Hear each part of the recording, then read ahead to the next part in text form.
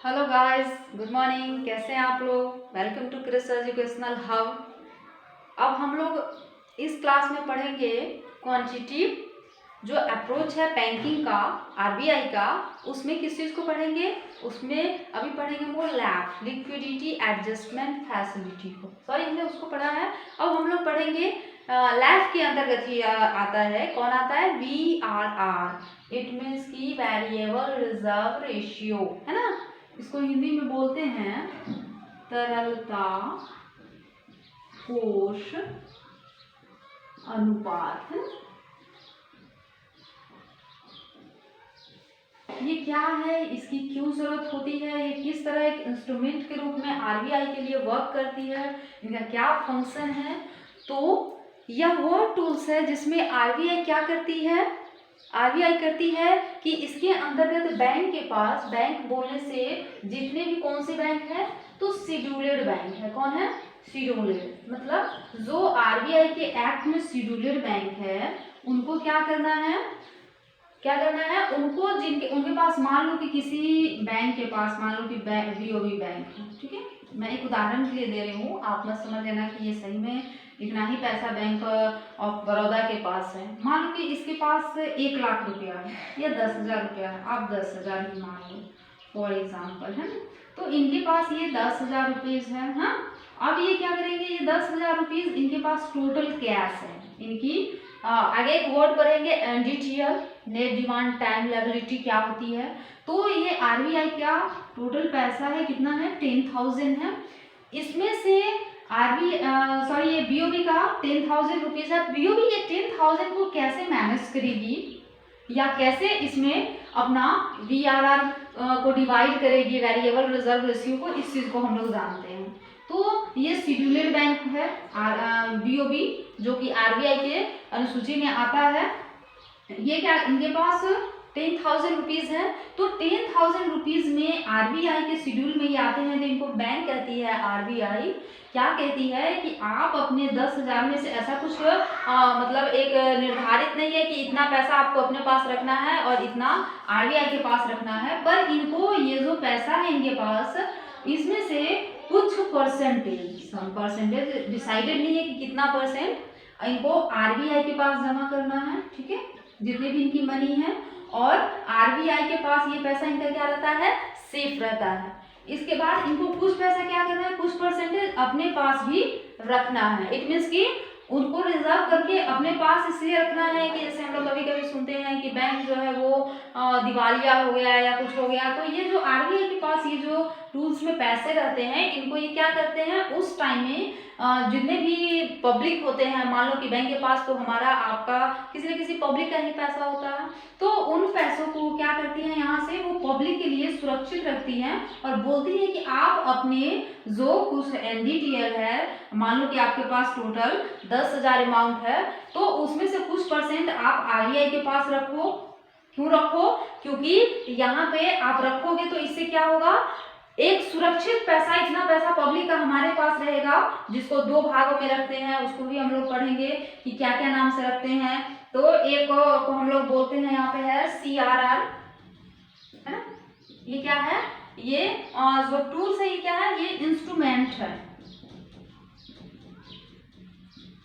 Instrument के रूप में वर्क करता है। ये किसका? आरबीआई का। क्यों? क्योंकि आरबीआई हर एक कॉमर्शियल बैंक जो शेड्यूल्ड बैंक है उनको बोलती है कि आपके पास जितने पैसे हैं उसका कुछ परसेंट आप आरबीआई के पास सेफ रखो, जमा रखो। इस पे आरबीआई किसी भी प्रकार का ब्याज पब्लिक सेक्टर बैंक को या जो भी शेड्यूल्ड बैंक है उनको नहीं देती है। और कुछ पैसा आप अपने पास रखो, परसेंटेज। ये कितने दिनों के लिए होती है? तो ये 15 डेज के लिए होती है, ठीक है। ये आफ्टर 15 डेज चेंज होते रहता है, इसमें बदलाव आते रहता है ना। मात्र 15 डेज के लिए ऐसा होता है। फिर इसमें according to RBI guideline changing आते रहती है। फिर आरबीआई की जैसी गाइडलाइन आती है, फिर उस हिसाब से इनको अपने पास रखना होता है, आरबीआई के पास रखना होता है। पर ये मस्ट है कि आरबीआई के पास भी इनको कुछ परसेंटेज रखना है, कुछ परसेंट अपने पास भी रखना है। किसको? जो भी शेड्यूल्ड बैंक है उनको, ठीक है। और ये चेंज कितने दिन में होते रहते हैं इनके रेशियो? तो ये 15 डेज में क्या होते रहते हैं, चेंज होते रहते हैं, है ना। इसमें से एक टूल्स आता है CRR और एक आता है SLR, है ना। CRR RRR मतलब कैश रिजर्व रेशियो, नगद कोष अनुपात। ये क्या है? तो एक इंस्ट्रूमेंट है। किसका इंस्ट्रूमेंट है? तो वेरिएबल रिजर्व रेशियो का है ना, तरलता कोष अनुपात का है, जिसमें क्या कर रही है बैंकिंग जितनी भी है, जितनी भी शेड्यूल्ड बैंक है, वो क्या कर रही है अपने पैसे को, कुछ पैसे को अपने पास रख रही है सिर्फ। इस पे ये किसी भी प्रकार की बिजनेस नहीं करेंगे। बिजनेस करने का मतलब ना तो ये किसी प्रकार का इन पैसों पे पब्लिक को लोन देंगे, ठीक है, और ना किसी प्रकार का लोन देंगे, और ना ही पब्लिक के पास इनको इस पैसों को लगाएंगे किसी भी इंटरेस्ट रेट पे, या किसी भी चीज में इनको खर्च नहीं करना। ये इनको सेफ रखना है आरबीआई के पास कुछ परसेंट और कुछ परसेंटेज अपने पास। इट मीन्स कि जो ये वेरिएबल रिजर्व रेशियो है, तरलता कोष अनुपात है, ये एक टूल्स है। किसके टूल्स है? आरबीआई के, जो कि वो कॉमर्शियल बैंक या शेड्यूल्ड बैंक के लिए लगाए हुए हैं। इसके जो आप देख रहे हो वीआरआर, इनके 2 पार्ट्स हैं जिनको हमने नीचे देखा। एक क्या है? कैश रिजर्व रेशियो, और एक है stability liquidity ratio. It means कि ये दोनों किसके टूल्स? वीआरआर के। और इसका क्या मतलब हुआ वीआरआर का, वेरिएबल रिजर्व रेशियो का, तरलता कोष अनुपात का? तो इसको हमने समझा कि ये वो टूल्स है जिसमें कोई भी शेड्यूल्ड बैंक जो होती है, जो आरबीआई के एक्ट में शेड्यूल्ड है, वो अपने पैसे का कुछ अनुपात, कुछ रेशियो आरबीआई के पास रखती है। इन पे मतलब कि ये इनको मार्केट में खर्च नहीं करेंगे। इट मीन्स कि इस पे किसी को भी लोन नहीं देंगे। ये इनमें से कुछ पैसे को अपने पास रखेंगे और कुछ पैसे किनके पास? आरबीआई के पास सेफ रखेंगे, जो कि क्या है? ये मस्ट है हर एक शेड्यूल्ड बैंक के लिए। हम इसको एक बार डेफिनेशन के रूप में समझ लेते हैं। तो according to the RBI act 1934, हमने 1934 एक्ट को पढ़ा है कि 1934 एक्ट है क्या आरबीआई का, जिसके अकॉर्डिंग जितने भी शेड्यूल्ड बैंक है, every scheduled bank, commercial bank क्या करती है? अपने पैसे का, अपने जितना भी उनका एनडीटीएल है उनका क्या करती है? कुछ पैसा रिजर्व, सम रिजर्व, सेल्फ बैंक अपने पास रखती है, और कुछ जो है वो किसके पास रखती है? It's money in the reserve bank which keeps on changing in कितना देर?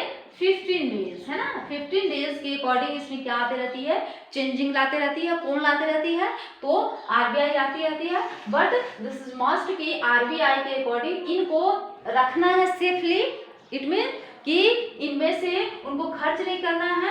ये परसेंटेज डिसाइडेड नहीं है, पर जो आरबीआई की गाइडलाइन के अकॉर्डिंग मिलता है, उनमें से उनको कुछ पैसे आरबीआई के पास रखने पड़ते हैं और कुछ पैसे अपने पास भी सेफ रखने पड़ते हैं। किस लिए? क्योंकि अगर कोई भी टाइम में उनको अगर कस्टमर को जरूरत पड़े तो उन कस्टमर को वो देंगे, या किसी भी प्रकार की बैंकिंग में प्रॉब्लम आती है तो क्या होगा? ये सेफ रहेगा। इससे आरबीआई क्या करेगी? उन पब्लिक को वो पैसा को वापस कर सकती है। इट मीन्स कि ये क्या है? एक टूल्स है किसका?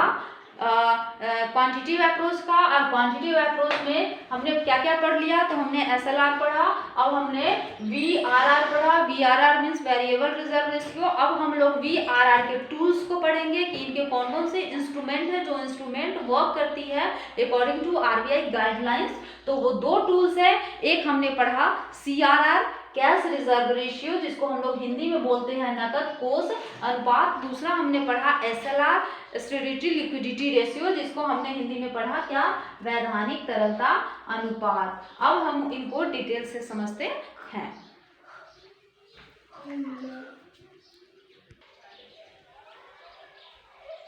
अब हमने कहा कि हम सीआर एसएलआर को समझ लेते हैं। उससे पहले 1-2 वर्ड्स को समझना बहुत जरूरी है, क्योंकि इसके बिना आप इस आगे के सीआरआर और एसएलआर को अच्छे से समझ नहीं पाओगे, क्योंकि it's very important of this chapter. ठीक है, तो पहले हम लोग एक वर्ड जानते हैं जिसको हम लोग बैंक में जाते हैं। आप भी कभी बैंक में गए होंगे तो आपने एक वर्ड सुना होगा, या ऐसे भी जनरल लाइफ में सुनते हैं, सिक्योरिटी, है ना। सिक्योरिटी क्या होता है? सिक्योरिटी के क्या फंक्शन है ना, इसको पहले समझते हैं। तो सिक्योरिटी को सबसे पहले हम लोग जानते हैं इसका हिंदी वर्ड क्या होता है। तो हिंदी में इसको बोलते हैं प्रतिभूति, है ना। अगर आप कभी भी, आपके फैमिली में कोई भी व्यक्ति कभी भी बैंक से लोन लिए होंगे, तो लोन लेने जाते हैं तो हमें बैंक सबसे पहले एक वर्ड बोलती है कि आप इसके बदले में, मान लो कि अगर आपको कोई भी बैंक आपको 5 लाख रुपए दे रहे हैं ना, तो 5 लाख रुपए दे रही है तो बोलती है कि इसके बदले में आप क्या सिक्योरिटी जमा करो। सिक्योरिटी करने का मतलब क्या हुआ? तो सिक्योरिटी वर्ड वो वर्ड है जिसके द्वारा कोई भी बैंक या आप कहीं से भी पैसा लो, मार्केट से लो, तो वो एक ना एक वर्ड्स बोलते हैं कि आप सिक्योरिटी के रूप में क्या जमा करोगे, यानी कि आप क्या प्रतिभूति जमा करोगे। तो अब हमने इसको एक एग्जाम से पहले समझ लेते हैं। एग्जाम्पल से, ये बैंक है, ठीक है, कोई भी आप कमर्शियल बैंक मान लो, है ना, और ये आप हो, मैं हूँ, कोई भी है, पब्लिक है ना, ये पब्लिक जाती है, मान लो इनको घर बनाना है या कुछ भी काम है, मान लो जमीन लेना है, तो इनके लिए क्या जाती है, पब्लिक, ये पब्लिक जाती है बैंक के पास, बैंक को बोलती है कि हाँ मुझे 5 लाख रुपीज चाहिए, है ना, तो बैंक बोलती है कि आप ये 5 लाख रुपये तो मैं आपको दे दूंगा, पर इसके लिए आप कौन सी प्रतिभूति यहाँ पे जमा करोगे। इट मीन्स कि आप यहाँ पे क्या जमा करोगे। तो ये घर को तो उठा के ले नहीं जाएगी, तो ये क्या कहती है, आप उसके कागजात, इट मीन्स डॉक्यूमेंट्स को जमा करो, है ना। तो मान लो कि इस पर्सन के पास, मिस्टर ए के पास 5 एकड़ जमीन है ना, तो ये क्या बोलते हैं कि आपके पास जो 5 एकड़ जमीन है, उस जमीन का पेपर आप ला करके मेरे पास जमा कर दो, है ना। इट मीन्स कि इन्होंने इस 5 एकड़ जो इनके पास जमीन है, उनका क्या किया, उनका पेपर डॉक्यूमेंट अपने पास रख लिया। ये डॉक्यूमेंट वर्ड यहाँ पे किस लिए आया, तो ये यहाँ पे यही वर्ड क्या कहलाती है, सिक्योरिटी कहलाती है, प्रतिभूति कहलाती है। इट मीन्स कि बैंक एक सिक्योर होना चाहती है अपनी तरफ से कि आपने जो पैसा लिया है उसको आप रिटर्न करोगे, अगर नहीं करोगे तो उसके पास क्या है, आपकी सिक्योरिटी जमा है। ये वर्ड आपने समझा, सिक्योरिटी, है ना, तो आपकी सिक्योरिटी जमा है, वो सिक्योर है आपसे कि आप इससे अगर 5 लाख रुपीज लिए हो, तो ये सिक्योरिटी, इनके पास 5 एकड़ जमीन है आपकी, जो कि बैंक अपने पास पेपर रखा हुआ है। आप जब ये पूरे पेमेंट बैंक को कर दोगे, तो बैंक क्या करती है, आपकी जो ये सिक्योरिटी रखी हुई है, ये सिक्योरिटी को वापस कर देती है। इट मीन्स कि आप ये वर्ड समझ गए, सिक्योरिटी। तो सिक्योरिटी वो वर्ड है जिसको एक प्रतिभूति है, एक मान लो कि आप कह सकते हो आपका एक एसेट है, उस एसेट को बैंक ने एज ए सिक्योरिटी अपने पास रखा। क्यों रखा, क्योंकि आपने बैंक से लोन लिया, तो लोन लिया तो उस पैसे को अगर आप इनकेस नहीं दे पाओगे, तो बैंक क्या करती है, आपके सिक्योरिटी पे चढ़ाई करती है। इट मीन्स कि वो ये इससे सिक्योर रहती है कि आपने जो उनसे लिया है वो आपसे रिफंड करवा सकती है, या उसके पास उसकी सिक्योरिटी प्रतिभूति पड़ी हुई है ना। तो ये 5 लाख रुपीज के बदले जो आपने अपना पेपर बैंक के पास दिया, वो आपका क्या है, आपका पेपर है, लेकिन बैंक के लिए वो क्या है, सिक्योरिटी है, एक प्रतिभूति है, जिसके बदले वो आपको पैसे दे रही है। ठीक है, एक और वर्ड हम लोग समझ लेते हैं, NDTL, है ना, बहुत बार हमने सुना है, net demand and time liability, है ना,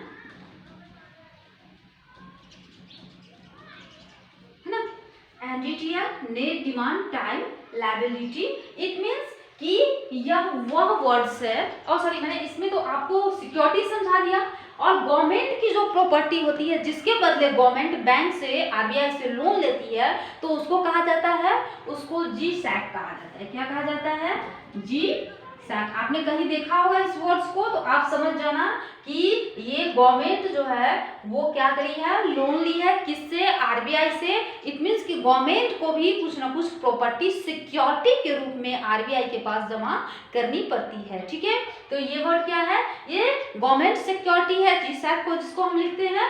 आप इस वर्ड को देखने से ये समझ सकते हो कि दैट मीन्स ये भी एक सिक्योरिटी है जो कि बैंक के पास रिजर्व रहती है। अब हम लोग जैसे NDTL को समझ रहे थे, तो नेट डिमांड टाइम लायबिलिटी जिसको हम लोग बोलते हैं, तो इसको क्या कहते हैं, थोड़ा सा समझ लेते हैं। तो sum of the demand and time liabilities of public and other banks, मतलब वो सारे पैसे, वो सारे आप कह सकते हो मनी, कैपिटल या डिमांड्स, जो भी वो सारी चीजें जो कि कहाँ जमा है, एक टाइम लायबिलिटीज के रूप में। जैसे आप बैंक में क्या करते हो, FD करते हो ना, फिक्स डिपॉजिट करते हो, RD करते हो। इट मीन्स कि ये सारे पैसे कहाँ है, बैंक के पास है। तो उस बैंक के पास, जिस बैंक के पास आपने जमा किए हो अपने पैसे को, तो ये सारी चीजें कैलकुलेट हो जाती है किसमें, एनडीटीएल में net demand and time liabilities में, जो कि उनका नेट डिमांड टाइम लायबिलिटीज है, उसमें आपका टाइम लायबिलिटी आ जाता है, जो पब्लिक का वहां पे जमा किया हुआ पैसा है वो आ जाता है,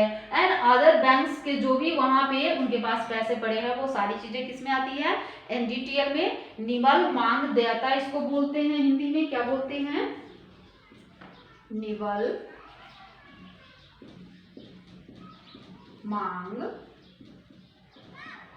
देयता, है ना। तो इट मीन्स ये क्या है, तो इसके अंतर्गत वो सारी चीजें आती है जो कि आप एज अ सिक्योरिटी के रूप में मतलब एज अ आपका जो भी पैसा है जो आपने बैंक के पास जमा करा है या बैंक के पास जो भी टाइम लायबिलिटीज पड़े हुए हैं वो सारी किस में काउंट होती है, एनडीटीएल को।